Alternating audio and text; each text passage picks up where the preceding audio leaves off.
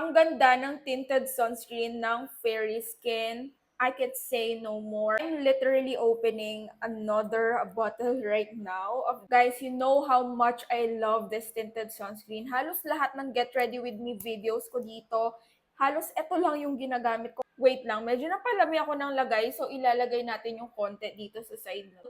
I mean, girl, can you see that? Grabe yung finish nito.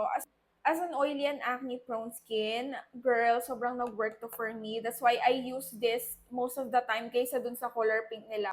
Sa mga panahon na tamad akong mag-makeup at hindi ako nagpa-foundation, eto na lang, B. Tinted sunscreen na lang. And oily skin ka rin katulad ko, mag-work to sa'yo kasi semi-matte finish to. Dalawa yung patented ingredient niya. Alam ko pa ulit-ulit kung sinasabi sa inyo to. And alam ko naman may mga new followers ako dito. So, might as well share ko na lang ulit, 'di ba? Clinically tested kasi itong tinted sunscreen ng Fairy Skin. So,